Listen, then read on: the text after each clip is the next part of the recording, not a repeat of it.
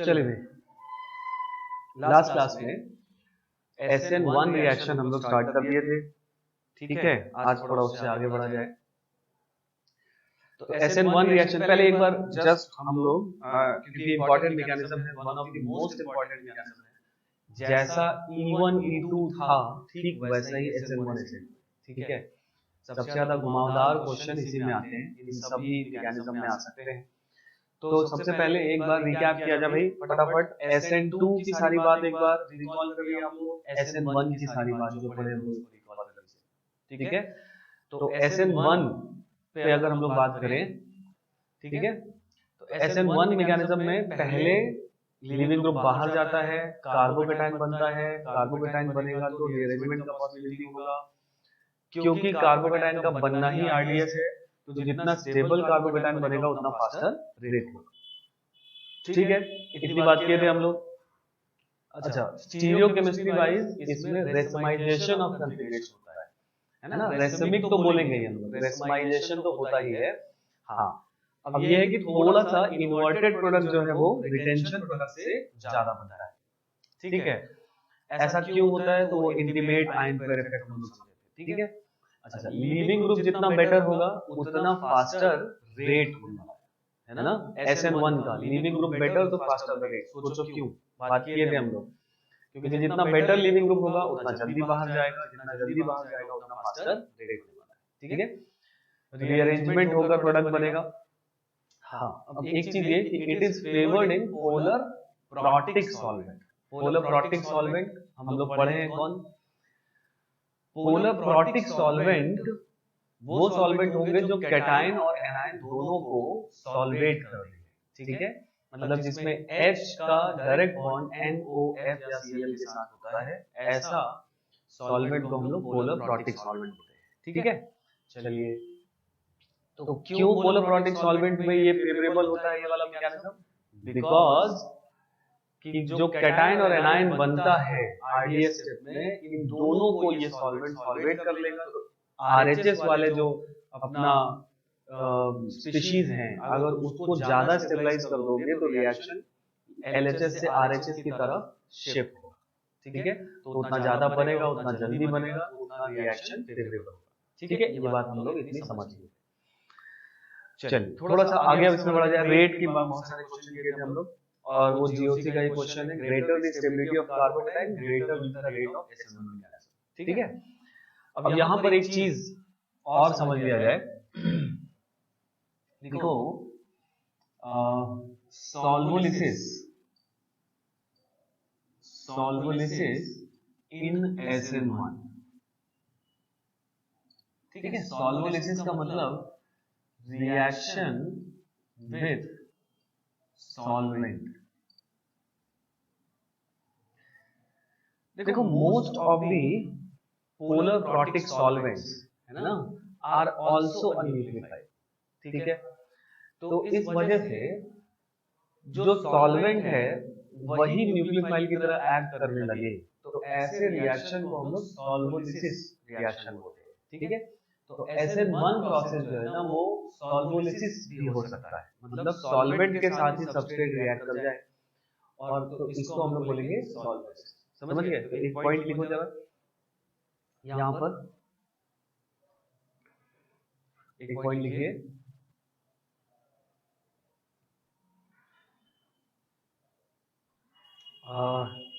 when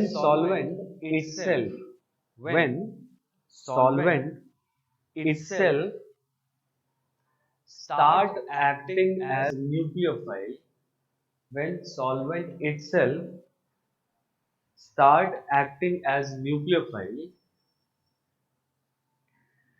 such reactions are called solvolysis reaction. Such reactions are called solvolysis reaction. नहीं, जैसे देखो, जैसे मान लो अगर हम लोगों ने एक ऐसा मॉलिक्यूल PHCH2Br और एरो पर लिख दिया है, लेट अस से सिर्फ H2 लिखा है। अब देखो, अगर आप ध्यान से देखें, है ना, ये एक एल्काइल हैलाइड है और ये एक सॉल्वेंट है। ठीक है, तो ये एक सॉल्वेंट है, पोलर प्रोटिक सॉल्वेंट है और एल्काइल हैलाइड है। और कोई स्पीशीज नहीं लिखा यार ऊपर, है ना, मतलब कोई KOH नहीं लिखा, कोई और न्यूक्लियोफाइल या सॉल्ट टाइप का चीज नहीं लिखा, है ना, KSH नहीं लिखा, KOH नहीं लिखा, KCN नहीं लिखा, KNA3 नहीं लिखा, है ना, या NaNA3 नहीं लिखा, NaN3 नहीं लिखा, मतलब कोई निगेटिवली चार्ज स्पीशीज है ही नहीं यहाँ।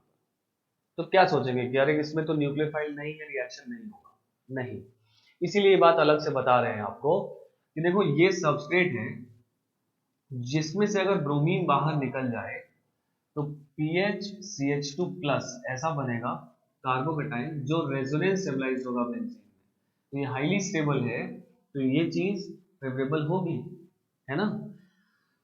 और यहाँ पर जो ये कार्बोकेटाइन बन गया, अब ये ऐसा तो नहीं है कि ये प्रोडक्ट बन गया बस यहीं पे रुक जाएगा, ऐसा तो नहीं होगा, अब इसमें कोई बॉन्ड बनेगा, तो क्योंकि यहाँ पर और कोई न्यूक्लियोफाइल नहीं है, वाटर ही जो है वो सॉल्वेंट भी है और इसी को न्यूक्लियोफाइल भी बोल सकते हो, तो इसमें यही वाटर का जो मॉलिक्यूल है ये इस पर अटैक कर देगा, और ऑफ कोर्स क्योंकि कार्बोकेटाइन है तो दोनों तरफ से करेगा, स्टीरियोकेमिकली बात करें तो, है ना, क्योंकि यहाँ पे कायरल नहीं बन रहा है इसलिए हम लोग ये बात नहीं सोच रहे, जहाँ कायरल बन रहा है वहां पर ये बात जरूर सोचोगे कि दोनों तरफ से अटैक होगा, नहीं, तो यहाँ पर PHCH2 O के साथ इसका बॉन्ड बन गया है, ऐसा प्लस आ जाएगा, सॉल्वेंट में H प्लस चला जाएगा, मतलब जो Br माइनस निकला है यहाँ से वो इस H प्लस को बाहर कर लेगा, बन जाएगा PHCH2, ठीक है, तो ये हो गया अपना सॉल्वोलिसिस, मतलब सॉल्वेंट ही इसको निकलने में मदद कर रहा है, इस कार्बोकेटाइन को स्टेबलाइज भी कर रहा है और वही अटैक भी कर रहा है, ठीक है। मैकेनिज्म लेकिन कौन सा फॉलो हो रहा है, SN1, ठीक है। अब अगर मान लो ऐसा है CH2, और भी एग्जांपल ले लें, CH2CH, CH2Cl, और मान लीजिए यहाँ पर लिख दिया है CH3OH, मिथेनॉल, है ना, और लेटर से ये C14, इसमें अगर आपको प्रोडक्ट लिखना है ना, तो SN1 मैकेनिज्म, अच्छा सॉल्वेंट अगर लिखा है, हाँ यहाँ पर मैं एक बात और कर दूं, जैसे अभी इस बात को लेकर कंफ्यूज मत हो कि सर यहाँ पे SN2 क्यों नहीं होगा, है ना, अभी इसको मत कंफ्यूज, सर इसका तो रेट SN2 के लिए बहुत ज्यादा होता है, अभी हम लोग SN1 पढ़ रहे हैं तो इसको SN1 के नजरिए से देखो, अभी हम लोग ये बात करेंगे, है ना, अभी अपने को डिटेल में ये बात करनी है कि कब SN1, कब SN2, कब E1, कब E2, क्योंकि ये सब एक दूसरे से एलिमिनेशन और सब्स्टिट्यूशन आपस में कंपीटिंग मैकेनिज्म्स है, ये बात हम पहले भी बोल चुके हैं और फिर बता रहे हैं, तो क्योंकि ये कॉम्पिटिंग है, मतलब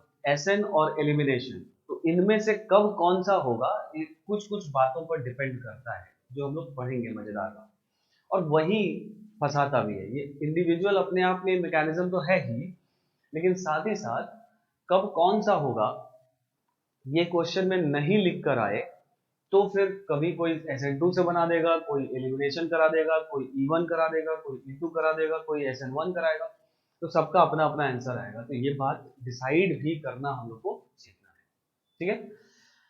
तो फिलहाल SN1 के नजरिए से देखा जाए, अच्छा सिंपल बात है कि जैसे ये सॉल्वेंट है, कोई निगेटिवली चार्ज कैसे पहचाने कि सर ये सॉल्वेंट है, सॉल्वेंट कैसे पहचान में आएगा, सॉल्वेंट कभी भी चार्ज स्पीशीज नहीं होगा, है ना, सॉल्वेंट मतलब न्यूट्रल सॉल्वेंट, वाटर एक कंटेनर में रखा हुआ है, इथेनॉल रखा हुआ है, मिथेनॉल रखा हुआ है ना, तो अगर कोई न्यूट्रल स्पीशीज रखी हुई, अब ये मत बोलो कि सर मान लीजिए ऐसा लिखा होगा, सर ये भी तो न्यूट्रल होगा, नहीं ये सॉल्ट है, नहीं, और ये न्यूट्रल दिखाई दे रहा है लेकिन ये बेसिकली ऐसे रहेगा, K प्लस और Cl माइनस के फॉर्म में रहेगा, सॉल्वेंट में टूटा हुआ रहेगा, तो ऐसा लिखा है तो ये सॉल्वेंट मत समझो, ये सॉल्ट है, जो कि किसी भी सॉल्वेंट में, किसी भी पोलर सॉल्वेंट में वो इन जनरल K प्लस और Cl माइनस में टूटा हुआ है, ठीक है, तो इस वजह से, है ना, सॉल्ट जब भी लिखा रहे तो उसको सॉल्वेंट नहीं समझोगे, है ना, कोई न्यूट्रल स्पीशीज कोवलेंट मॉलिक्यूल ऐसा रखा है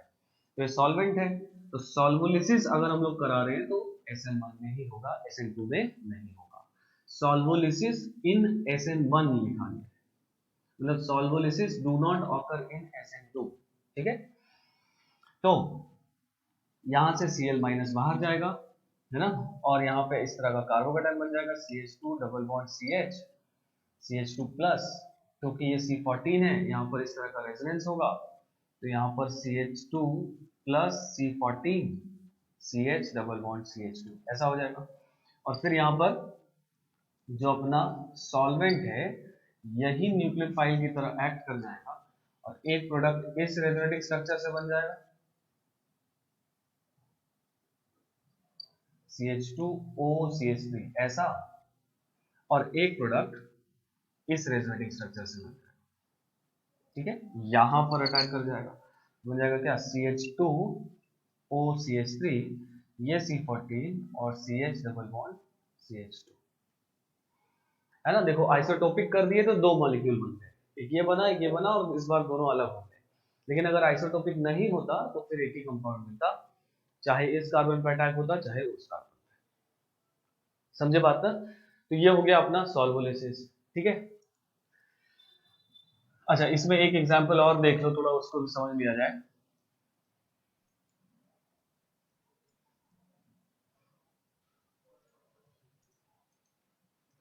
कभी कभी ना सॉल्वेंट में भी आइसोटोपिक एटम दे देता है, जरा उसको समझ लिया जाए।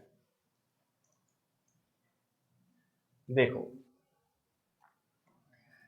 जैसे मान लो अगर ऐसा दे दिया PH CH2 Br और साथ में दे दिया HCOOH, ये O18 कर दिया। ठीक है, और ऐसा लिख दिया है तो एल्काइल हैलाइड दिया है, और ये है ना एसिड आप पढ़ोगे नहीं, सिंपल ये सॉल्वेंट है, पोलर प्रोटिक सॉल्वेंट है। तो केवल सॉल्वेंट लिखा है, एल्काइल हैलाइड लिखा है जो ज्यादा स्टेबल कार्बोकेटाइन देता है, तो तुरंत दिमाग में क्या जाना चाहिए आपके, सॉल्वोलिसिस हो रहा है, मतलब SN1 मैकेनिज्म हो रहा है। ठीक है, तो सिंपल ये यहां से बाहर जाएगा, PHCH2 ऐसा कार्बोकेटाइन बनेगा। अब देखो यहां पर कुछ लोग सीधा इस ऑक्सीजन का अटैक करा देंगे, कुछ लोग इस ऑक्सीजन का अटैक कराएंगे, है ना। तो अगर आप ध्यान से देखें तो इसमें ये जो लोन पेयर है ना, ये रेजोनेंस में है, और रेजोनेंस में होने का मतलब इस ऑक्सीजन पे पार्शियल नेगेटिव है, इस ऑक्सीजन पे पार्शियल पॉजिटिव है।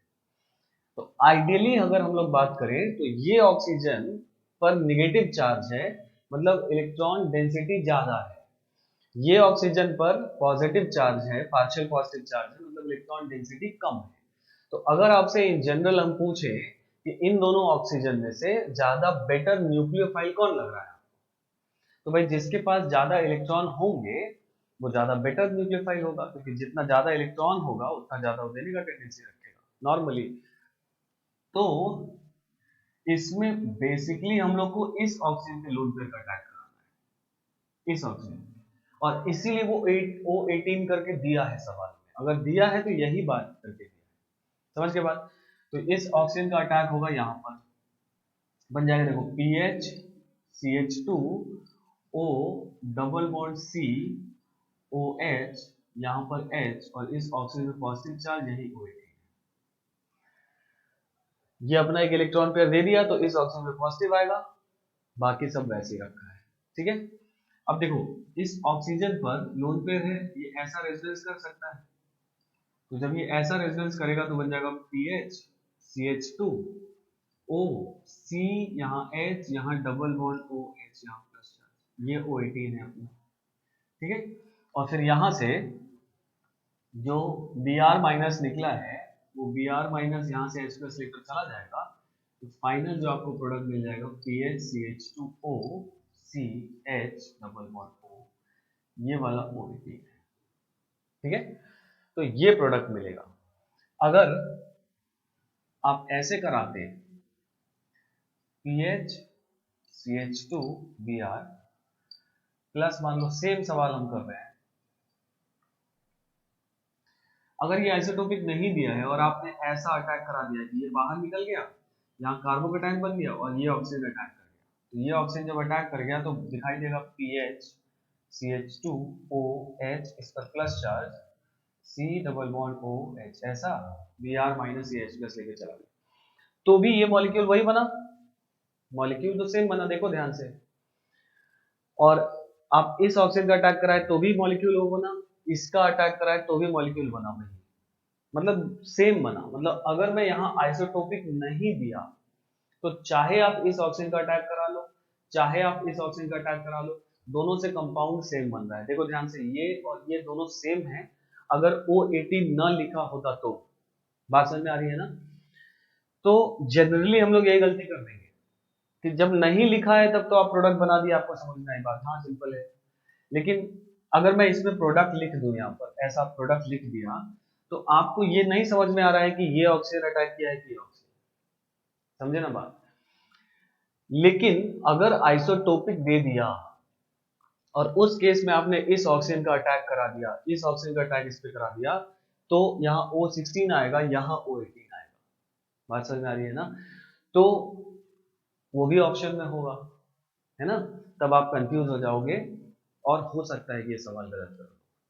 तो कुल मिलाकर मैं ये बात कहना चाह रहा हूं कि आप चाहे इस ऑक्सीजन का अटैक कराइए, चाहे इस ऑक्सीजन का अटैक कराइए, प्रोडक्ट सेम ही बनता है।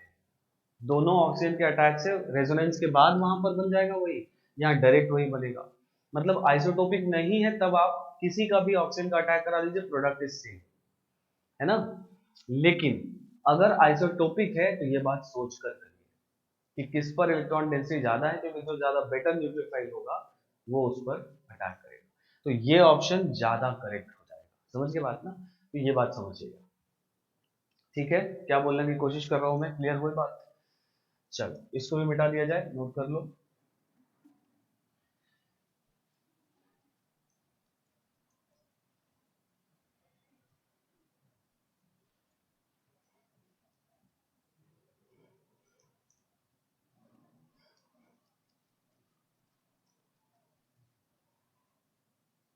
चलिए भाई आगे बढ़ा जाए। सॉल्वोलिसिस समझ में आ गया। अब जरा प्रोडक्ट लिखो तो, राइट प्रोडक्ट्स।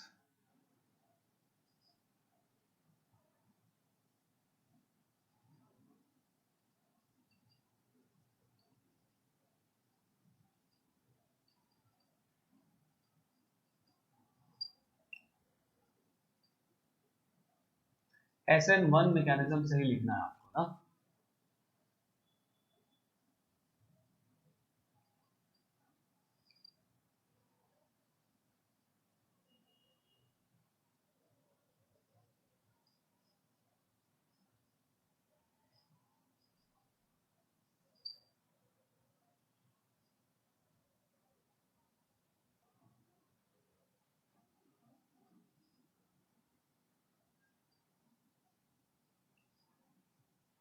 थोड़ा सा प्रैक्टिस कर लिया जाए, कोई नई बात नहीं है, आप इसको करते आए हैं, ठीक है? एक बार प्रैक्टिस कर लिया जाए।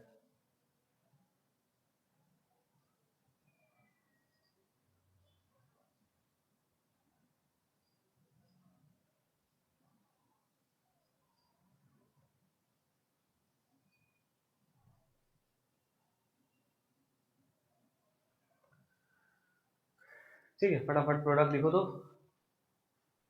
कैसे लिखेंगे, कैसे सोचेंगे? कार्बोकेटाइन बनाएंगे, रीअरेंजमेंट कराएंगे, और रीअरेंजमेंट कराने के बाद प्रोडक्ट लिख देंगे।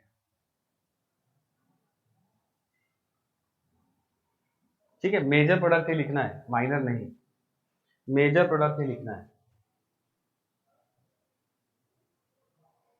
हो गया होगा?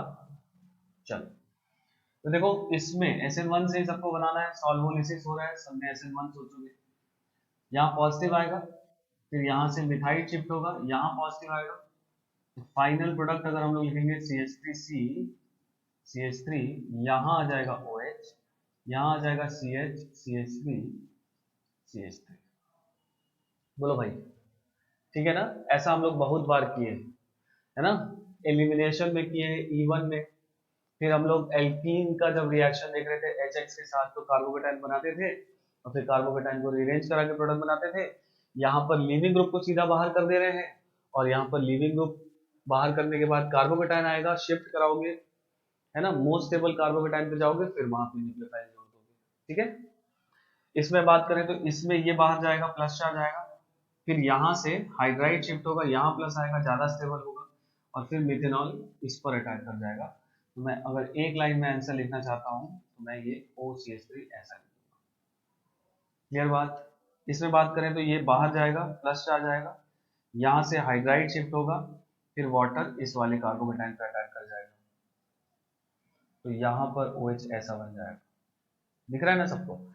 इसकी बात करें इसमें भी ऐसे ही है, यहाँ प्लस चार्ज आया, यहाँ से हाइड्राइड शिफ्ट हुआ, ये प्लस चार्ज आएगा जो कि रेजोनेंस में चला जाएगा, और फिर है ना इसमें पहले जैसा ही, जैसा बताए हैं उसी तरह से है ना प्रोडक्ट सेम बनता है। मतलब आइसोटोपिक नहीं दिया है तो जबरदस्ती वो बात नहीं सोचेंगे, है ना, ऐसा बन जाएगा। बोलो तो जरा, अगर आइसोटोपिक ऑक्सीजन नहीं दिया है एसिड में तो भाई किसी भी ऑक्सीजन का करा दो, अपने को तो प्रोडक्ट से मतलब है।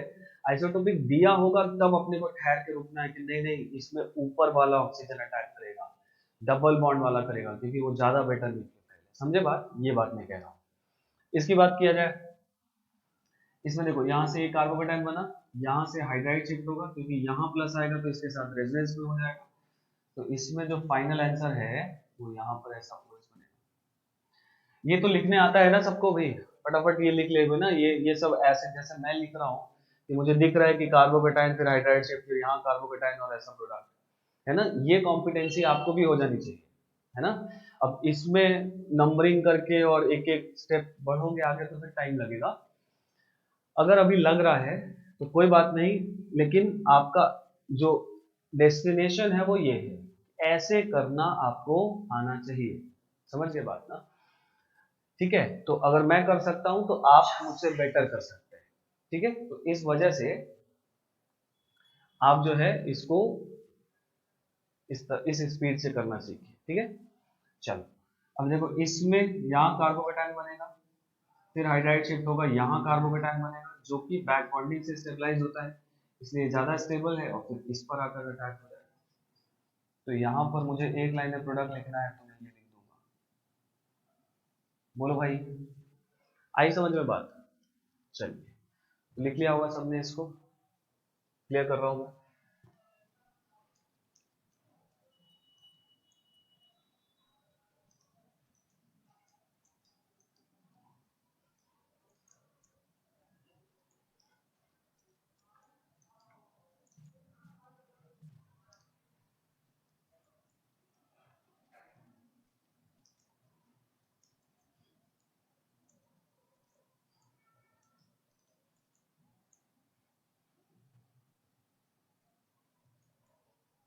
ठीक है भाई, देखो तो जरा एक आध और क्वेश्चन कर लो।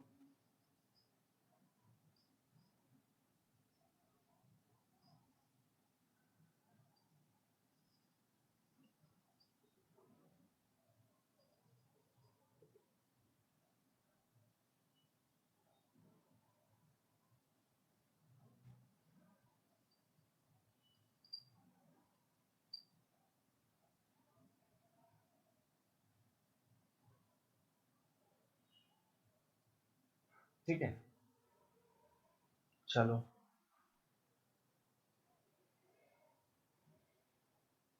ये क्वेश्चन जरा देखो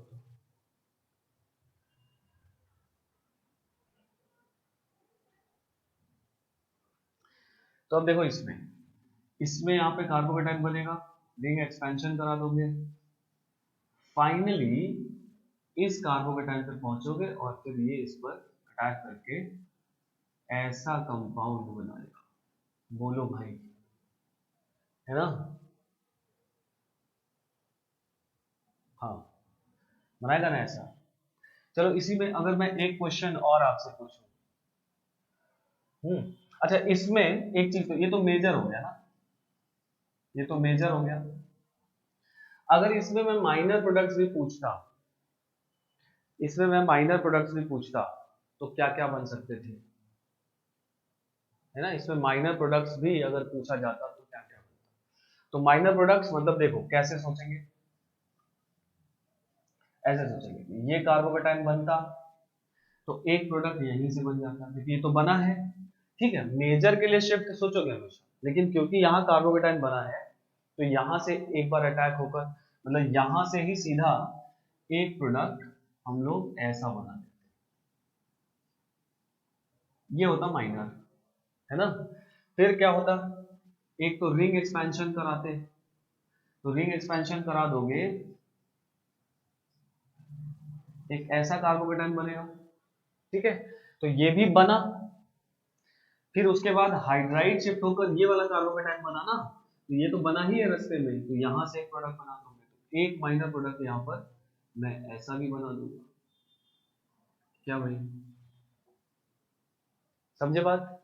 अच्छा, अब जैसे ये स्पीशीज बन रहे होंगे, ये कार्बोकेटाइन बन रहा होगा यहाँ से बहुत सारा। अब ऐसा तो नहीं कि एक ही मॉलिक्यूल होगा, ये एक मोल होगा, आधा मोल होगा, जो भी होगा, तो उसमें बिलियंस ऑफ मॉलिक्यूल होंगे। तो कुछ मॉलिक्यूल में यहीं से प्रोडक्ट बन गया, वो माइनर हुआ। कुछ में यहां तक जाके प्रोडक्ट बना, यहां तक जाके प्रोडक्ट बना, वो मेजर हो गया। कुछ में यहां से प्रोडक्ट बन गया, वो भी माइनर हो गया, है ना, क्योंकि शिफ्ट से ही मेजर बनता है। कुछ मॉलिक्यूल में शिफ्ट ऐसे ना होकर, रिंग एक्सपेंशन ना होकर हाइड्राइड शिफ्ट भी सोच सकते हैं। बोलो भाई, ऐसा कुछ, ये हाइड्राइड शिफ्ट हो जाए, क्योंकि शिफ्ट तो ठीक है, मेजरली मॉलिक्यूल इस तरह के कार्बोकेटाइन पे जाना चाहेगा, पहले यहां से इसमें जाएगा, फिर हाइड्राइड शिफ्ट के बाद इसमें जाएगा, ठीक है, मेजरली तो वहां जाना चाहेगा। लेकिन माइनर जब यहां और यहां कार्बोकेटाइन बन रहा है, तो यहां कार्बोकेटाइन से हाइड्राइड शिफ्ट से एक टर्शरी इसको ये भी मिल रहा है, तो कुछ एक मॉलिक्यूल इस वाले में भी जाएंगे, ठीक है। हम लोग बात किए ना हमेशा कि मेजर हमेशा मोस्ट स्टेबल कार्बोकेटाइन से बना होगा, हमेशा मेजर। लेकिन माइनर अगर पूछे, जैसे इंटीजर टाइप का क्वेश्चन है, कितने प्रोडक्ट बन सकते हैं, तो फिर हम लोग क्या करेंगे कि यहाँ प्लस चार्ज आएंगे, यहाँ पर भी आ सकता है, और फिर यहाँ से भी एक प्रोडक्ट मिल जाएगा, और वो कुछ ऐसा दिखाई देगा। तो प्रोडक्ट, नंबर ऑफ प्रोडक्ट पूछेगा तो 1 2 3 4, तो हम लोग 4 प्रोडक्ट यहाँ पर बना लेंगे। समझे बात? स्ट्रक्चरल। स्टीरियो पूछेगा तो फिर अब बहुत सारा क्वेश्चन हो जाएगा ना, ये भी कायरल हो गया है, इसमें ये दोनों कायरल हो गए हैं, है ना, इसमें कोई कायरल नहीं है, तो यहाँ 4 बनेगा, यहाँ 2 बनेगा, ये एक है, ये एक है, तो 4 2 6 1 7 1 8 बनेगा, है ना। लेकिन स्ट्रक्चरल पूछेगा तो आप 4 बता दोगे। समझ के बात इतनी? तो अगर मेजर माइनर सब पूछे तो ऐसे बना दोगे, ठीक है। तो इस तरह से हम लोग सोचेंगे, लेकिन जिस तरह जहां कार्बोकेटाइन बना, जो बनता है, मतलब लॉजिकली हर चीज एकदम अप्रोप्रिएटली सोच के बनाएंगे, ठीक है। मतलब ये नहीं कि जैसे सर ये बन गया तो एक बार इधर से भी हाइड्राइड शिफ्ट करा दें, यहाँ पे प्लस चार्ज आ जाए, फिर सर यहाँ से भी करा दें, यहाँ पर आ जाए, नहीं, ऐसा एक्चुअली रास्ते में नहीं हो रहा है। समझ गए? ये आप रास्ता भटक के सोच रहे हो कि नहीं ऐसा भी हो जाए तो, ऐसा भी हो जाए तो, ऐसा नहीं बात। मतलब जो रास्ते में जो कार्बोकेटाइन बन रहे हैं और जो चांसेस है, वहां से हम लोग आगे बढ़ेंगे। जैसे हम लोग पहला कार्बोकेटाइन ये बनाए जो कि बनेगा, तो एक प्रोडक्ट यहां से बना दिया, सही बात। फिर इसके बनने के रास्ते में ये बना, ये भी बना दिए, इससे एक प्रोडक्ट बना दिए, वो बना। फिर यहां से, क्योंकि ये सेकेंडरी है और ये टर्शरी है, तो सेकेंडरी से टर्शरी तो ज्यादा स्टेबल कार्बोकेटाइन होगा ही, तो ये शिफ्ट भी कम ही सही, इससे कम सही लेकिन फेवरेबल है, इसलिए यहां से भी हम लोग एक प्रोडक्ट बनाए, ठीक है। अब अगर आप सोचो कि सर यहां से प्लस चार्ज को यहां ले आए, हाइड्राइड शिफ्ट करा दें, सर सेकेंडरी से सेकेंडरी हो गया, नहीं तो वो आप गलत कर दिए ना, फिर आप स्टेबल, मोर स्टेबल से लेस स्टेबल चले गए। समझ में आ रही है ना बात? मतलब आप इस तरह से बात नहीं सोचेंगे सर इधर से इधर चले आए, क्लियर? क्योंकि यहां है तो इसका हाइड्राइड शिफ्ट इधर से भी हो सकता है, इधर से भी हो सकता है, तो एक ही तरफ से होगा। क्लियर? मैं क्या कहना की कोशिश कर रहा हूँ, समझ गए? तो ये चीज आप क्वेश्चंस के दौरान और ज्यादा क्लियर तरीके से समझेंगे कि इस तरह से माइनर प्रोडक्ट भी यहाँ पर बन सकते हैं, ठीक है। चलिए, इतनी कहानी समझ में आई सबको? देखो, इसको क्लियर करूं, अब ये वाला क्वेश्चन देखा जाए। जैसे चलो इसमें मैं क्या बताने की कोशिश कर रहा हूं, मैं समझा देता हूं उसको, एक एग्जाम्पल उसका भी ले ही लेते हैं, ठीक है।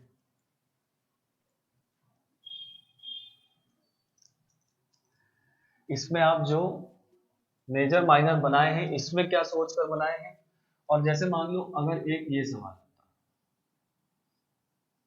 ये मान लो ऐसा आता, तो आप क्या करते, है ना, मान लो H2O है, SN1 कराते, इसको बाहर करते, है ना, इसको बाहर करके ये कार्बोकेटाइन बना, ठीक है, ऐसा कार्बोकेटाइन बना, या 4 मेंबर छोड़ दिया जाए, इसमें एक अलग बात होती है, पहले इसको कर लें, है ना, अभी डिस्कस कर लेंगे तो आपके वहां पे, जैसे मान लो ऐसा है, 5 मेंबर ले लिया, ठीक है, और सॉल्वोलिसिस करा रहे हो तो इसको बाहर करोगे, ऐसा हो गया, है ना। तो अब इसमें, इस वाले कार्बोकेटाइन में इधर से हाइड्राइड शिफ्ट नहीं सोचेंगे, इधर से हाइड्राइड शिफ्ट नहीं सोचेंगे, क्योंकि टर्शरी है, ज्यादा स्टेबल है, तो यहां से एक प्रोडक्ट बना देंगे, ये OH यहां पर आ जाएगा, ठीक है। अब ये हो गया मेजर प्रोडक्ट। अब आपसे अगर माइनर पूछे इसमें सारे, इसमें टोटल प्रोडक्ट्स बताओ, तो अब कुछ लोग क्या करेंगे कि यहां से भी हाइड्राइड शिफ्ट करा देंगे, ये बना देंगे, फिर रिंग एक्सपेंशन करा देंगे, 6 मेंबर रिंग बना देंगे, और फिर यहां से H2 इसमें जोड़कर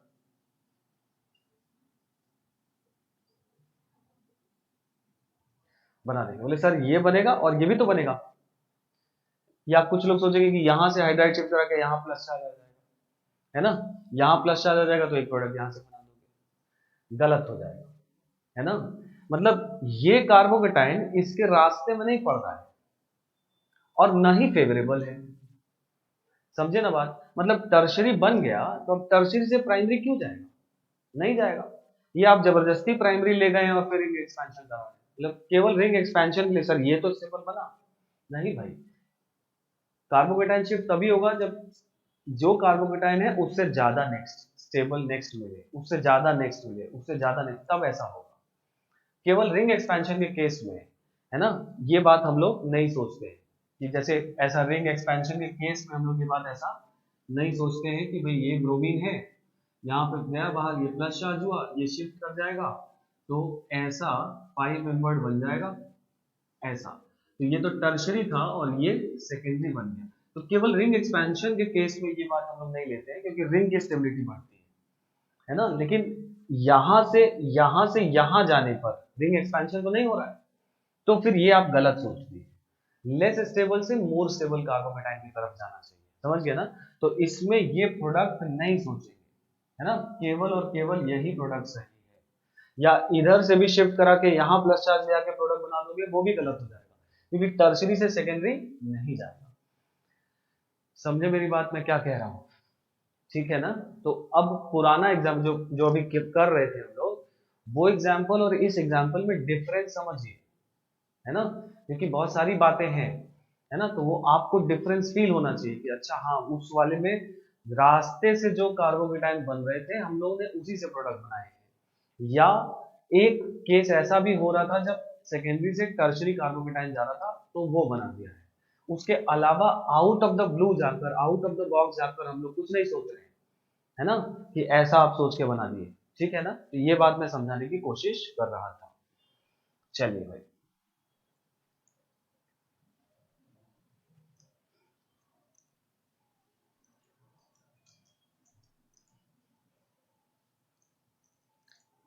अब देखो हाँ, इस वाले को जरा जल्दी से देख लिया जाए, जिसमें यहाँ ऐसा कार्बोकेटाइन बनेगा। अब इसमें जब ये कार्बोकेटाइन बन जाएगा तो ये 4 मेंबर्ड है, इसमें यहां से ये वाला बॉन्ड टूट कर, ये वाला बॉन्ड इस तरह से टूट कर इसका बॉन्ड इसके साथ हो जाएगा, जिसकी वजह से ये ऐसा कार्बोकेटाइन बन जाएगा। मतलब 4 मेंबर से आप पहुंच गए कहाँ, 3 मेंबर, है ना। और ये साइक्लोप्रोपाइल मिथाइल है, हाईली स्टेबल होता है, पढ़े हैं हम लोग। और चूंकि ये हाईली स्टेबल है तो इस बार प्रोडक्ट यहां से मेजर बनेगा, है ना, मतलब इस पर अटैक होगा, एंड दिस इज मेजर, ठीक है। तो इसमें रिंग कॉन्ट्रैक्शन हो गया, है ना।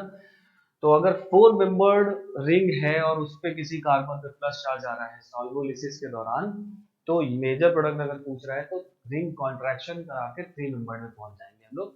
और हम लोगों ने बात किया था कि इस कार्बोकेटाइन और इस कार्बोकेटाइन में ये थोड़ा ज्यादा परसेंट में रहता है, 51% के आसपास। तो अगर मेजर इसमें पूछेगा और तो बहुत बड़ा डिफरेंस नहीं होता, लेकिन अगर इसमें मेजर पूछेगा तो बात वही पूछना चाह रहा है आपसे कि रिंग कॉन्ट्रैक्शन होगा यहाँ पर, तो इसको मेजर रिपोर्ट कर दोगे। समझ गया ना बात? तो ये बात वहां भी पढ़े थे, यहाँ पर फिर से देख रहे हैं, तो इसको ध्यान रखना। चलिए नोट कर लीजिए भाई।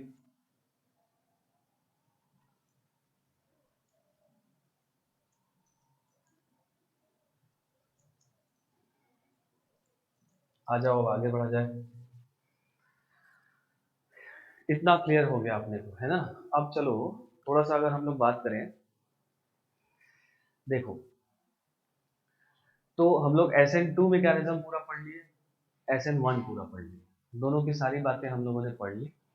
अब हम लोग थोड़ा सा SN2 में एक दो चीज और थोड़ा समझते हैं, और उसके बाद फिर हम लोग बात करते हैं SN1 वर्सेस SN2, मतलब कब SN1 होगा और कब SN2 होगा, क्योंकि क्वेश्चंस में जो बढ़िया एडवांस लेवल का जो बढ़िया क्वेश्चन होगा उसमें आपको जनरली ये चीज नहीं दिया रहता है कि कौन से मैकेनिज्म से रिएक्शन हो रहा है। ठीक है, वो रिएक्शन मैकेनिज्म आपको प्रेडिक्ट करना होता है कि यहाँ पर कंडीशन जो है ये SN1 की है या SN2 की है, और तब आपको प्रोडक्ट लिखना होता है। समझ गए बात? तो उसी, है ना, सिलसिले में हम लोग सबसे पहली बात, है ना, थोड़ा SN2 के बारे में और एक दो बात समझे, और उसके बाद फिर हम लोग दोनों को कंपेयर करेंगे। ठीक है, तो यहाँ पर एक चीज है, लिखिए न्यूक्लियोफिलिसिटी। न्यूक्लियोफिलिसिटी,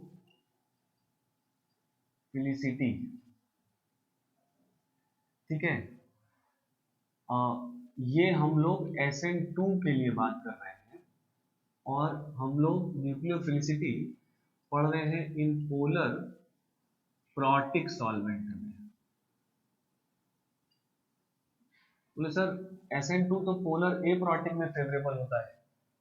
हाँ, लेकिन उसके नीचे का जो लाइन भी है वो भी इंपॉर्टेंट है, कि इसका मतलब ये नहीं कि वो पोलर प्रोटिक में नहीं होता है। ठीक है, तो न्यूक्लियोफिलिसिटी मतलब कौन कितना स्ट्रॉन्गर न्यूक्लियोफाइल है, कौन वीकर न्यूक्लियोफाइल है, ये बात हम लोग पढ़ने जा रहे हैं।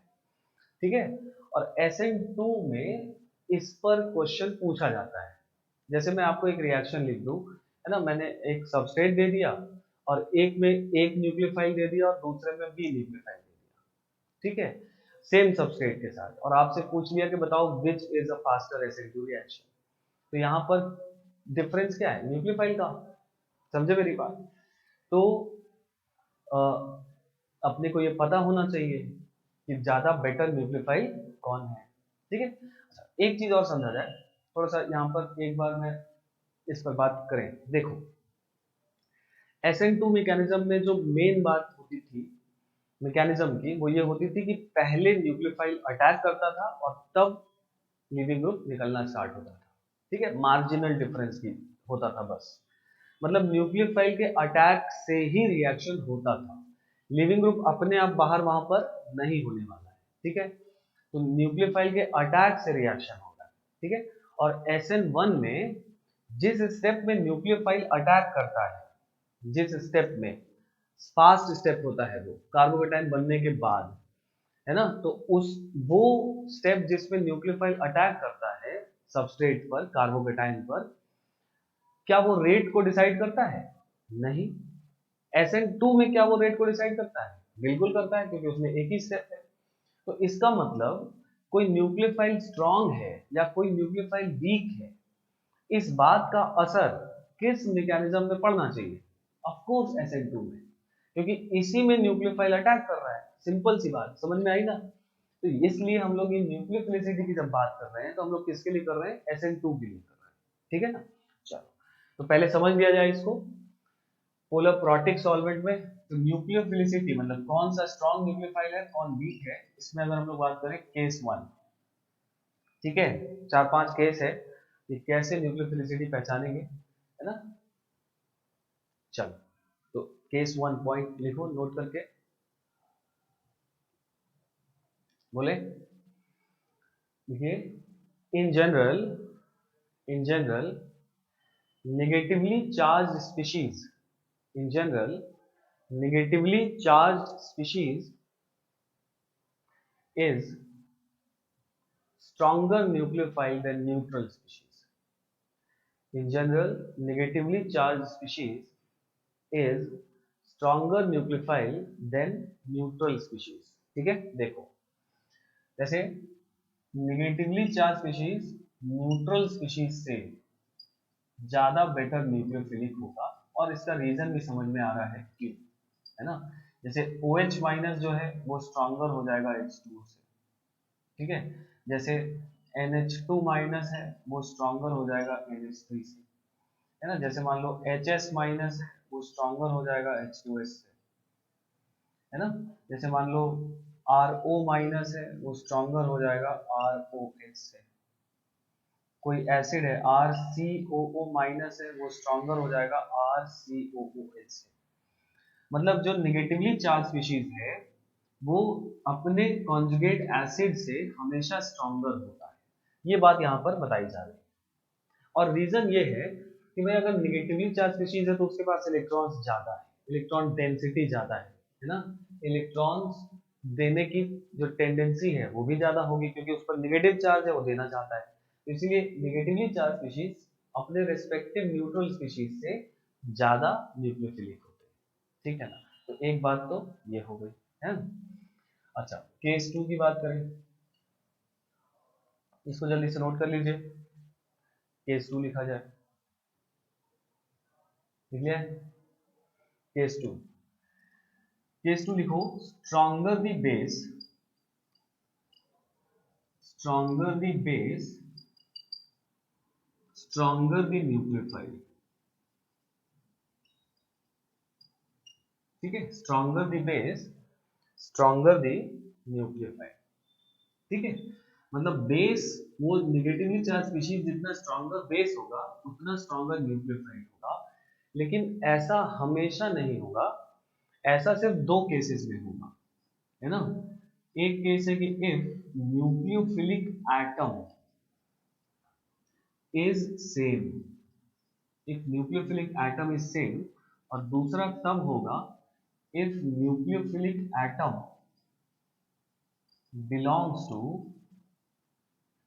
belongs to same period, ठीक है, belongs to same period। समझ गए बात। मतलब हम लोग बात सब जगह सेम ही है ना, लेकिन हम लोग इसको केस वाइज पढ़ रहे हैं, सो दैट आसानी से मेमोराइज हो जाता है, आसानी से समझ में आती है।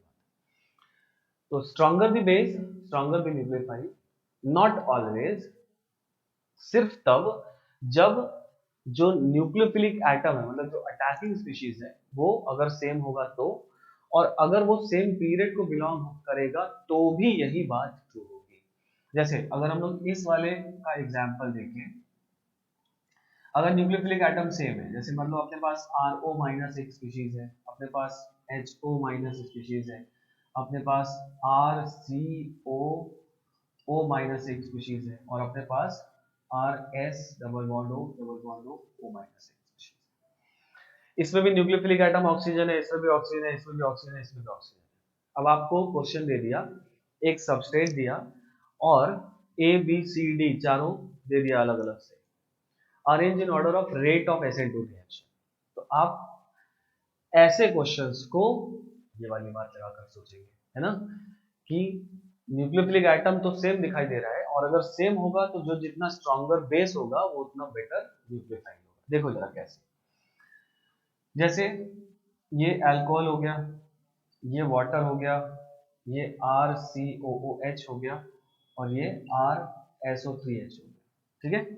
तो अगर हम लोग बात करें तो सबसे स्ट्रॉन्गर एसिड होता है सल्फोनिक एसिड, फिर ये होता है, फिर वाटर होता है, फिर अल्कोहल होता है। मतलब इधर से इधर जाने पर एसिडिक स्ट्रेंथ क्या होती है, बढ़ती है।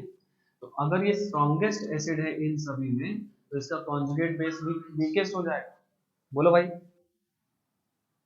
अगर ये स्ट्रॉन्गेस्ट एसिड है तो इसका कॉन्जुगेट बेस वीकर हो जाएगा। अगर ये वीकेस्ट एसिड है तो इसका कॉन्जुगेट बेस स्ट्रॉन्गेस्ट हो जाएगा। तो ये स्ट्रॉन्गेस्ट बेस हो गया, ये वीकेस्ट बेस हो गया। तो अगर हम लोग बेस की बात करें तो इधर से इधर जाने पर बेसिक स्ट्रेंथ भी बढ़ रही है और न्यूक्लियोफिलिसिटी भी बढ़ रही है। ठीक है, stronger the base stronger the nucleophile if nucleophilic atom is same. ठीक है, चलिए इसको लिख लिया है आप लोगों ने। सेकेंड वाले का एग्जांपल देख लिया जाए।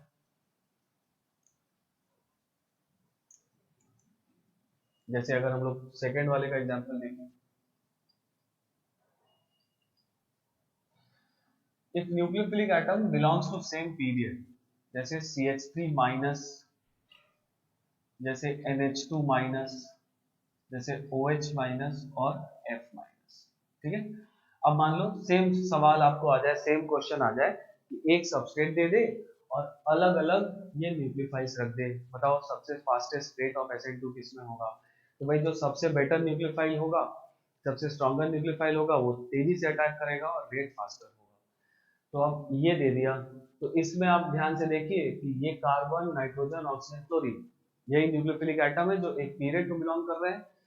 तो इन सभी में इसका कॉन्जुगेट एसिड है CH4, इसका है अमोनिया, इसका है वाटर, इसका है HF। तो इसमें अगर हम लोग एसिड स्ट्रेंथ की बात करें तो इधर से इधर एसिडिक स्ट्रेंथ बढ़ता है, पता है सबको, पीरियड में लेफ्ट टू राइट जाने पे बढ़ता है।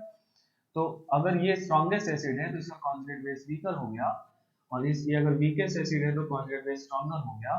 तो सबसे ज्यादा बेसिक और सबसे ज्यादा न्यूक्लियोफिलिक है ना, इन चारों में CH3 माइनस होता है। ठीक है, HF एक वीक एसिड है, HCl वीक एसिड मतलब इनमें तो सबसे स्ट्रॉन्गर है, लेकिन HCl HBr HI के आगे ये वीक है, और इसका पीके वैल्यू है ना 3.2 होता है HF का, कार्बोक्सिलिक एसिड के लगभग बराबर एसिडिक ये होता है। ठीक है, 3.77 फॉर्मिक एसिड का होता है, इसका 3.2 होता है। याद नहीं करना है, यहाँ लिख लेना है ना, क्योंकि कुछ कुछ ऐसे ऐसे अपने एसिड्स हैं जिनका आपको है ना पीके वैल्यू पता रहे तो ज्यादा अच्छा रहता है, ज्यादा काम आएगा। ये बात सबको समझ में आई कि अगर न्यूक्लियोफिलिक एटम सेम है या सेम पीरियड को बिलोंग कर रहा है तो जितना स्ट्रॉन्गर बेस होगा उतना स्ट्रॉन्गर न्यूक्लियोफाइल। इस दोनों को नोट कर लीजिए, फिर केस 3 देखा जाए।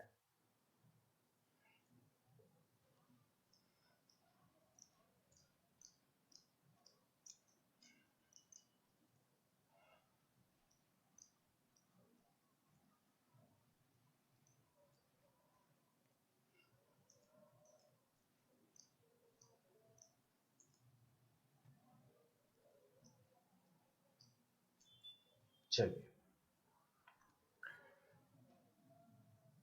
केस 3 लिखो एक पॉइंट केस 3 में, if if nucleophilic atom if nucleophilic atom belongs to same group, if nucleophilic atom belongs to same group, then bigger the ion better the nucleophile. If nucleophilic atom belongs to same group, then bigger the ion better the nucleophile. ठीक है, अगर देखो जैसे मान लो F minus है, Cl minus है, Br minus है और I माइनस है। ठीक है, ये है, ऐसा है। तो इसमें न्यूक्लियोफिलिक एटम ये है, ये है, ये है, ये। तो यहां पर इन चारों में जब कंपेयर करने को बोलेगा तब आपको बेसिसिटी इस बार नहीं देखनी है। बेसिसिटी केस 2 में था कि if nucleophilic atom belongs to same period या न्यूक्लियोफिलिक एटम इज सेम, केवल तब बेसिसिटी देखोगे। लेकिन अगर इन चारों में कंपेयर आ गया तो bigger the ion better the nucleophile, मतलब इधर से इधर जाने पर एनायन का जो साइज है वो क्या हो रहा है, बढ़ रहा है, मतलब न्यूक्लियोफिलिसिटी बढ़ जाएगी। मतलब जो I माइनस है ये स्ट्रॉन्गेस्ट हो जाएगा न्यूक्लियोफाइल, फिर Br माइनस होगा, फिर Cl माइनस होगा और लास्ट में F माइनस होगा। इधर से इधर न्यूक्लियोफिलिसिटी बढ़ेगी।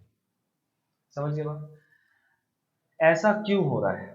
ठीक है, अब हम लोग ये बात समझते हैं थोड़ा कि ऐसा यहाँ पर चेंज क्यों हो गया सर, यहाँ पे भी तो वैसे ही सोच सकते थे। अब देखो यहाँ पर हम लोग ये बात समझते हैं, जो भी केसेस पढ़ रहे हैं हम लोग, भले हम लोग केस बना कर पढ़ रहे हैं, लेकिन हर केस में रिजल्ट सेम है, मतलब बात एक है, कॉन्सेप्ट एक है। समझो क्या है? जैसे मान लो पोलर प्रोटिक सॉल्वेंट में पढ़ रहे हैं ना हम लोग, ये पोलर प्रोटिक सॉल्वेंट में, तो पोलर प्रोटिक सॉल्वेंट की अगर बात करें तो ये जो इन सभी आयंस में F minus, Cl minus, Br minus और I माइनस, इन सभी आयंस का सॉल्वेशन पोलर प्रोटिक सॉल्वेंट में होगा। और सबसे ज्यादा किसका होगा? तो जो सबसे छोटा आयन होता है, जितना छोटा आयन होगा उसका सॉल्वेशन उतना ज्यादा होता है। ये बात हम लोग पढ़ चुके हैं बॉन्डिंग में। क्या? जितना बड़ा आयन होगा उसका सॉल्वेशन कम होगा। ठीक है, तो I माइनस का पोलर प्रोटिक सॉल्वेंट में सॉल्वेशन कम होगा, मतलब उसको चारों तरफ से जो सॉल्वेंट मॉलिक्यूल है वो कम जकड़ा है, चारों तरफ से कम जकड़ा हुआ है, मतलब ये रिलेटिवली मूव करने के लिए फ्री है। लेकिन इसको चारों तरफ से सॉल्वेंट खूब जम जम के पकड़ा होगा, तो इसको मूव करने का जो टेंडेंसी है वो कम होगा, पहली बात। दूसरी बात, ये जो बड़ा आयन है इसका इलेक्ट्रॉन क्लाउड जो है ना, ये भी वीकली बॉन्डेड होता है, पता है अपने को। तो इस I माइनस को, इस न्यूक्लियोफाइल को बेसिकली इसी कार्बन पे अटैक करना है। तो एक बात तो कि इसका सॉल्वेशन ही कम हो रहा है, तो इसके मूव करने में आसानी है। और दूसरा ये कि इसका इलेक्ट्रॉन क्लाउड जो होगा ना, ये लूजली बॉन्डेड होता है ना, लूजली बॉन्डेड इलेक्ट्रॉन क्लाउड होता है, जिसकी वजह से ये आयन पोलराइजेबल है। पदांश रूल याद करिए, पोलराइजेबल पढ़े थे ना, bigger the ion bigger better the polarization या पोलराइजेबिलिटी। क्या? तो इस ये पोलराइजेबल ज्यादा है, तो ये अपना इलेक्ट्रॉन क्लाउड जरूरी नहीं है कि इस मॉलिक्यूल से पास जाकर ही दे सकता है, ये थोड़ा सा दूर से भी दे सकता है, क्योंकि चारों तरफ तो सॉल्वेंट है ना। तो ये अगर इसके विसिनिटी में भी पहुंच जाएगा तो ये अपना इलेक्ट्रॉन क्लाउड वहां पर पोलराइज करके पहुंचा देगा और इसको बाहर कर देगा। बात समझ में आई ना? तो bigger the ion better the nucleophile का मतलब ये है कि पोलर प्रोटिक सॉल्वेंट में, मैं बार बार बोल रहा हूँ सुनिए ध्यान से, पोलर प्रोटिक सॉल्वेंट में क्योंकि एनायन का भी सॉल्वेशन होता है, तो इसका सॉल्वेशन कम होगा पहले तो, क्योंकि साइज बड़ी है, इसकी वजह से इसका मूवमेंट आसान होगा। और इसको एकदम इस मॉलिक्यूल के ऐसा भी नहीं है कि एकदम पास जाना पड़ेगा, ये दूर से भी इलेक्ट्रॉन क्लाउड अपना पहुंचा सकता है, जिसकी वजह से ये एक बेटर न्यूक्लियोफाइल हो गया। और अगर आप ध्यान से समझें तो हम लोग इसके पहले भी जो केसेस पढ़े हैं वो बात यही पढ़े हैं, लेकिन अलग तरीके से, क्योंकि वो थोड़ा सीधा सीधा दिमाग में जाता है ना। कि अगर आप ध्यान रखिए CH3 minus, NH2 minus, OH minus और F माइनस में carbon, nitrogen, oxygen, chlorine, size घट रहा है ना, कार्बन सबसे बड़ा है और क्लोरीन सबसे छोटा है। तो कार्बन पे नेगेटिव चार्ज सबसे बड़ा हो जाएगा, तो सबसे ज्यादा पोलराइजेबल कौन होगा? कार्बन पे नेगेटिव। और सबसे कम कौन होगा? क्लोरीन पर नेगेटिव। तो बात वही पढ़े थे, लेकिन वहां बेसिसिटी से पढ़ लिए। ठीक है, यहाँ पर यहाँ पर क्योंकि साइज का जो फैक्टर है वो नीचे बढ़ रहा है, वहां क्लोरीन का साइज बड़ा नहीं है, इसलिए हम लोग यहाँ पर ऐसे पढ़ लिए कि न्यूक्लियोफिलिक एटम अगर सेम ग्रुप को बिलोंग करेंगे तो bigger the ion better the nucleophile. समझ के बाद? तो इस वजह से ऐसी कहानी है। अगर इसमें हम लोग और एग्जांपल देखें, जैसे मान लो CH3 Ac minus is stronger than CH3, S minus is stronger than CH3, O minus, इधर से इधर न्यूक्लियोफिलिसिटी बढ़ेगा। बोलो भाई, सबसे बड़ा आयन ये है, फिर ये है, फिर ये। If nucleophilic item belongs to same group then bigger the ion better the nucleophile. Similarly अगर हम लोग बात करें, मान लो PH2 माइनस है और NH2 माइनस है, तो PH2 माइनस स्ट्रॉन्गर न्यूक्लियोफाइल हो जाएगा। अगर सिमिलरली अगर हम लोग बात करें PH3 और NH3 में, तो इसमें ये फास्फोरस न्यूक्लियोफाइल है, इसमें नाइट्रोजन है, फास्फोरस का साइज बड़ा है, इसलिए फास्फोरस बेटर न्यूक्लियोफाइल हो जाएगा। ठीक है ना? तो bigger the ion better the nucleophile if nucleophilic atom belongs to same group. ठीक, लेकिन अगर यही सवाल इन पोलर एप्रोटिक सॉल्वेंट पूछ दिया, in polar A protic solvent अगर पूछ दिया कि F माइनस Cl माइनस है ना Br माइनस और I माइनस, अगर ये पोलर ए प्रोटिक में पूछ दिया, ए प्रोटिक का एग्जांपल जैसे DMF, DMSO एक्सेट्रा ना, तो क्या ऑर्डर करोगे? ठीक है, अब देखो यहाँ पे सॉल्वेंट में है ना, आ गई चेंज, पोलर प्रोटिक बोल रहा है क्या, पोलर ए प्रोटिक बोल रहा है क्या, तो इस मैकेनिज्म में सॉल्वेंट है, ठीक है ना, और इसलिए इस पे सॉल्वेंट अगर आप अभी तक लाइटली लेते आए हो तो SN2 और SN1 में सॉल्वेंट का क्या रोल है, क्यों ऐसा होता है, ये बात समझिए, ठीक है, क्योंकि ये इंपॉर्टेंट बात है।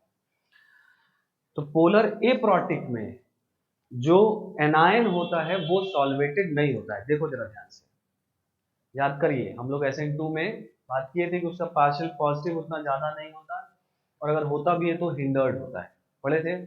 तो क्योंकि पॉजिटिव चार्ज हिंडर्ड होता है तो इस वजह से जो एनायंस है इनका सॉल्वेशन नहीं होगा, तो अगर इनका सॉल्वेशन नहीं होगा तो इन सारे स्पीशीज फ्री होंगे अटैक करने के लिए, और अगर ये स्पीशीज फ्री है अटैक करने के लिए, सॉल्वेशन किसी का नहीं हो रहा, तो सबसे ज्यादा मोबिलिटी किसकी होगी, सबसे ज्यादा तेजी से कौन घूम सकता है, जिसका मास कम है, क्लोराइड, और सबसे ज्यादा इलेक्ट्रॉन डेंसिटी भी इसी के पास होगी, क्योंकि इसमें तो एक बड़े वॉल्यूम में I माइनस में नेगेटिव चार्ज डिस्पर्स्ड है, और इसमें क्लोरीन का साइज सबसे छोटा है, तो इसमें छोटे वॉल्यूम में ही उतना ही नेगेटिव चार्ज है, उतना ही नेगेटिव है, 1 यूनिट नेगेटिव है, तो सबसे ज्यादा इलेक्ट्रॉन डेंसिटी इसके पास होगी, और सबसे ज्यादा आयनिक मोबिलिटी इसी की होगी, क्योंकि अब इसको कोई रोक नहीं रहा।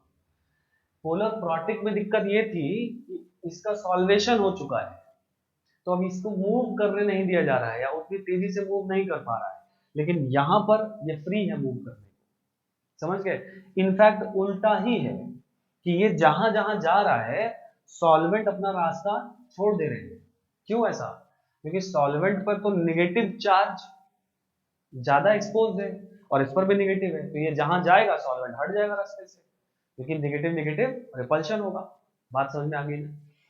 तो इस वजह से chloride becomes the most strong nucleophile इन चारों में, समझ गए, क्योंकि सॉल्वेंट हमने बदल दिया, तो पोलर ए प्रोटिक सॉल्वेंट में सबसे स्ट्रॉन्गर न्यूक्लियोफाइल क्लोराइड हो जाएगा, है ना, और उसी तरह से अगर इसमें बात करें तो इसमें भी उल्टा हो जाएगा, और इसमें भी उल्टा हो जाएगा, इसमें भी उल्टा हो जाएगा, बात समझ में आ रही है ना। तो पोलर प्रोटिक और पोलर ए प्रोटिक में ऑर्डर चेंज होता है, क्लियर बात इतनी। चलिए अब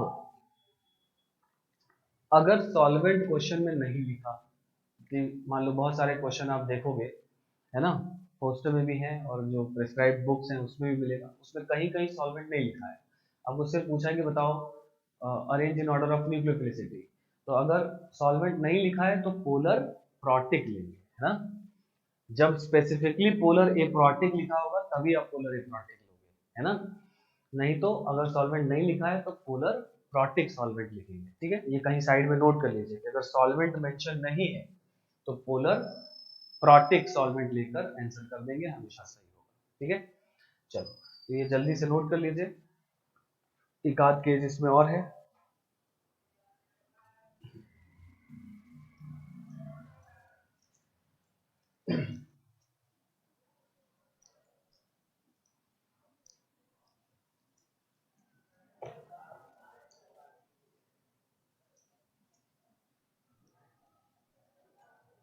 चलो आ जाओ केस फोर्थ ना,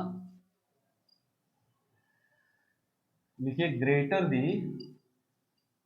दी steric hindrance, greater the steric hindrance on nucleophilic atom,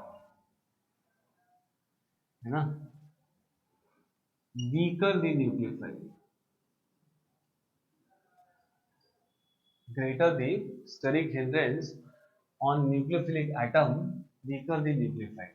जैसे मान लो अगर अपने पास एक टर्शरी ब्यूटॉक्साइड है, अपने पास आइसोप्रोपोक्साइड है ना, फिर अपने पास ऐसा है इथॉक्साइड है, फिर अपने पास मिथॉक्साइड है, ठीक है, ये चारों हैं। तो इसमें अगर आपसे पूछा जाए, है ना, तो देखो इस वाले पर इधर से CH3 CH3 CH3 ग्रुप है, नहीं तो इसमें ये न्यूक्लियोफाइल केवल इस डायरेक्शन से अगर अटैक करेगा तभी अटैक कर पाएगा। इसमें छोटे ग्रुप लग गए, तो इसमें है ना, इसका अटैक इस डायरेक्शन से भी, इस डायरेक्शन से भी, इस डायरेक्शन से भी कोलिजन से हो सकता है। इसमें अगर बात करें तो इसमें और छोटा ग्रुप हो गया, तो और किसी भी डायरेक्शन से सबस्ट्रेट अगर आ जाए तो बॉन्ड बन सकता है, अटैक हो सकता है, और इसमें भी कहीं जगह से हो सकता है। तो इसमें क्योंकि हिंड्रेंस ज्यादा है तो केवल एक ही साइड एक्सपोज्ड है कि अगर वहीं से कोलिजन होगा तभी प्रोडक्ट बनेगा, नहीं तो अगर स्टेरिक हिंड्रेंस बढ़ जाएगा न्यूक्लियोफिलिक एटम पर तो न्यूक्लियोफिलिसिटी इसकी कम हो जाएगी। तो इधर से इधर जाने पर, है ना, जो हिंड्रेंस है ना, हिंड्रेंस इधर से इधर जाने पर कम हो रहा है, इसका मतलब न्यूक्लियोफिलिसिटी बढ़ रही है। आई कहानी समझ में, है ना, ऐसे बात समझते हैं, है ना। सिमिलरली अगर मान लो ऐसा दे दिया, ऐसा दे दिया कि अच्छा यहां पर एक चीज और समझ लीजिए, ठीक है, इसमें एक चीज कंफ्यूज हो सकते हो आप लोग कि मान लो एक सबस्ट्रेट दे दिया और उस सबस्ट्रेट में ये चारों एरो पर अलग अलग दे दिया और पूछा कि बताओ arrange in order of rate of acid. तो क्योंकि यहां पर न्यूक्लियोफिलिक एटम सेम है ना, तो न्यूक्लियोफिलिक एटम सेम है तो कुछ लोग बेसिक स्ट्रेंथ भी देख सकते हैं, कंफ्यूज हो सकते हैं कि सर ने बताया था कि अगर न्यूक्लियोफिलिक एटम सेम है तो बेटर द न्यूक्लियोफाइल, अब stronger the base better the nucleophile. तो इसमें इन सब का प्लस आई लगेगा इसमें, तो ये सबसे स्ट्रॉन्गर बेस हो गया तो सबसे स्ट्रॉन्गर न्यूक्लियोफाइल हो गया। बोलो भाई, ये सबसे स्ट्रॉन्गर बेस हुआ ना, क्योंकि इसमें इन तीनों मिथाइल का प्लस आई इफेक्ट लगेगा, इसमें दो का लगेगा, इसमें एक का लगेगा ना, तो ये सबसे स्ट्रॉन्गर बेस दिखाई दे देगा। तो सबसे, तो आप बोलोगे सबसे ज्यादा सर ये न्यूक्लियोफिलिक होना चाहिए, लेकिन देखो हाँ, ये बात मेरे बताने का जरूरत यहाँ पर क्यों है। केस 2 में जब हम लोग ये क्वेश्चन लिखे कि stronger the base stronger the nucleophile, जब ये पॉइंट लिखे उसमें जो एग्जाम्पल लिखे थे जरा वो देखो, उसमें हम लोग न्यूक्लियोफिलिक एटम सेम था लेकिन क्लास ऑफ कंपाउंड डिफरेंट था। जैसे एक हाइड्रोक्सिल था, एक एल्कोक्साइड था, एक कार्बोक्सिलेट था, एक सल्फोनेट था, क्या क्लास ऑफ कंपाउंड्स डिफरेंट थे। और अगर क्लास ऑफ कंपाउंड्स डिफरेंट होंगे तो वहां वो बात सोचेंगे। यहाँ क्लास ऑफ कंपाउंड ये सब एल्कोक्साइड है, तो इनके बेसिक स्ट्रेंथ में जमीन आसमान का अंतर नहीं है, थोड़ा बहुत है। अरे भाई कुल मिलाकर तो 15-16 के आसपास ही सारे अल्कोहल का पीके होता है ना, तो इनका जो पीके वैल्यू, इनके करस्पॉन्डिंग एसिड का या इनका पीके भी वैल्यू है वो भी एक ही दो में चेंज होगा। नहीं समझे बात, है ना।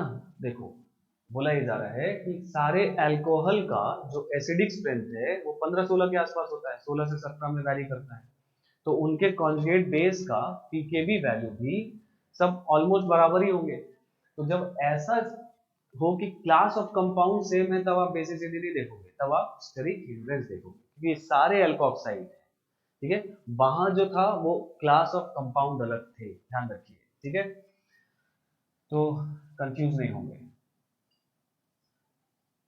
जैसे मान लो ऐसा हो गया, इन दोनों में बताओ, जैसे मान लो और एग्जांपल अगर हम लोग लें, बढ़िया एग्जांपल ले लें,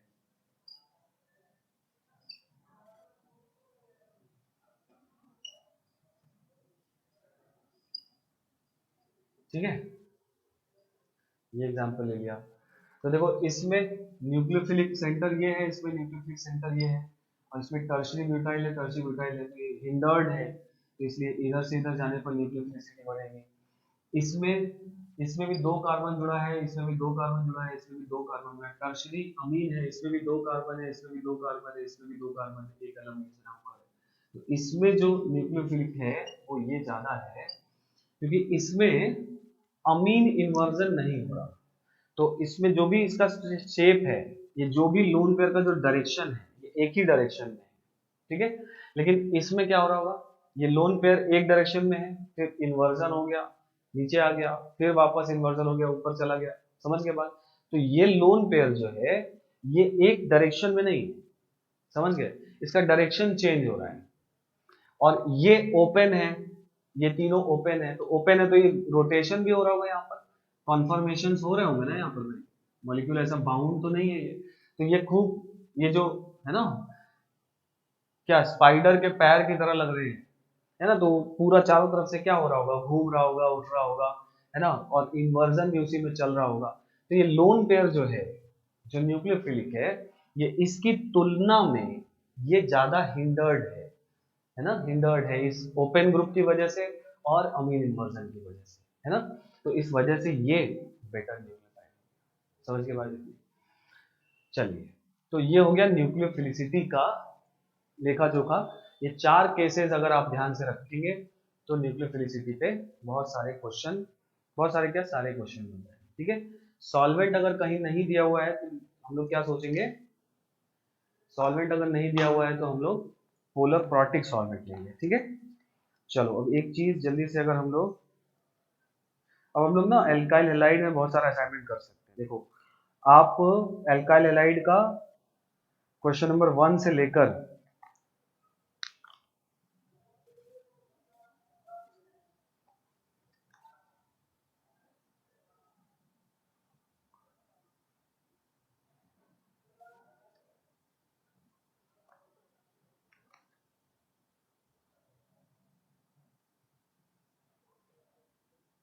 क्वेश्चन नंबर 1 से लेकर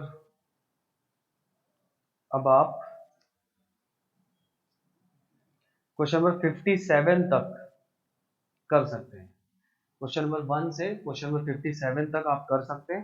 हाँ, इसमें कुछ क्वेश्चंस अभी नहीं बनेंगे तो उसको बॉदर मत कीजिए, आप इतना पूरा बढ़िया से अटेम्प्ट कीजिए, ठीक है। तो इतना आप कर सकते हैं, उसके बाद आगे हम लोग एलिमिनेशन वर्सेस सब्स्टिट्यूशन आगे देखेंगे, ठीक है। नमस्कार।